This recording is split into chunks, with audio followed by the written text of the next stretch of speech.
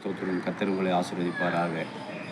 இன்றைக்கு வேதவசனமாகப்பட்டது யூதா 1 அதிகாரம் 21 வசனம். தேவனுடைய அன்பினாலே உங்களை காத்துக்கொண்டு நித்திய ஜீவனுக்கு எதுவாக நம்முடைய கர்த்தராகிய இயேசு கிறிஸ்துவினுடைய இரக்கத்தை பெற காத்திருங்கள்.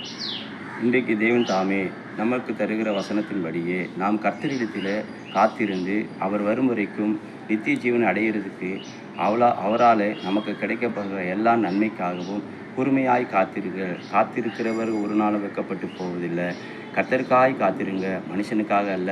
தேவனுக்கு காத்திருக்கிற ஜனங்கள் ஒருபோதும் அவர்கள் கெட்டு போவதில்லை. கர்த்தர் உங்களோட வாழ்க்கையில் எல்லாவற்றையும் ஆசீர்வதிக்க அவர் வல்லவராக இருக்கிறார். உங்களுக்கு நன்மையான ஈவை பரத்திலிருந்து உங்களுக்கு அனுப்புவாராக. ஒத்தாசு வரும் பருவத்தை நோக்கி என் கண்களை நான் ஏறெடுக்கிற வானத்தி பூமி உண்டாக்கின கர்த்தத்திலிருந்து எனக்கு ஒத்தாசு வரும் என்று சொல்லப்பட்ட வேத வசனங்கள் உங்கள் வாழ்க்கையில் நிறைவேற்றப்படும்.